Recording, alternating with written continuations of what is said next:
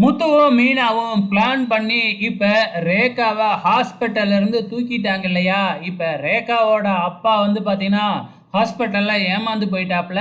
சிந்தாமணிக்கு விஷயத்த சொன்ன உடனே நீங்க கவலைப்படாதீங்க, ரேகாவை எப்படி தானா வர வைக்கணும்னு எனக்கு தெரியும் அப்படின்னு சொல்லிட்டு கார்ல போய்கிட்டு இருக்கிறாங்க. இங்க முத்துவும் மீனாவும் ஆல்ரெடி பயங்கரமா பிளான் பண்ணிக்கிட்டு இருக்கிறாங்க.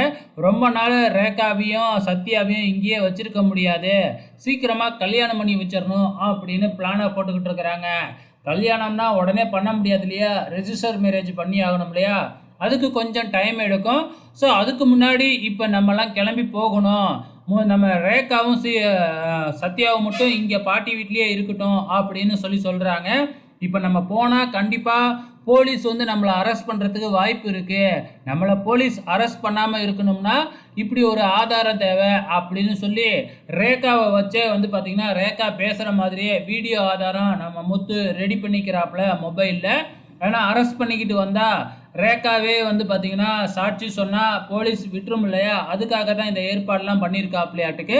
ஸோ நானாக தான் வந்தேன், நான் வந்ததுக்கு யாரும் காரணம் இல்லை அப்படின்னு ரேகா அந்த வீடியோவில் பேசியிருக்கிறாங்க. அவ்வளோதாங்க. இப்போ முத்துவும் மீனாவும் வீட்டுக்கு போயிடுறாங்க.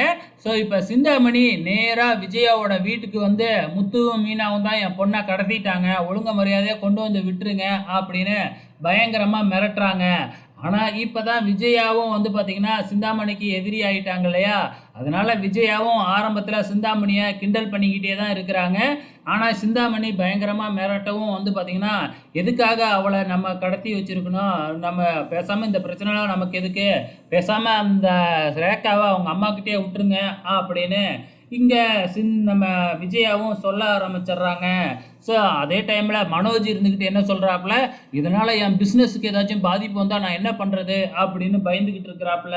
கடைசியாக நம்ம முத்துவும் மீனாவும் ஸ்போக்கன் இங்கிலீஷ் கிளாஸ்க்கு போகிறாங்க. அங்கே நம்ம முத்துவும் மீனாவும் செஞ்ச சாகசத்தை நினச்சி அங்கே இருக்கிறவங்க எல்லாருமே கை தட்டுறாங்க. ஸோ கல்யாணத்தப்போ எங்களையும் கூப்பிடுங்க, நாங்களும் உங்களுக்கு உதவி பண்ணுறோம் அப்படின்னு சொல்லியிருக்கிறாங்க.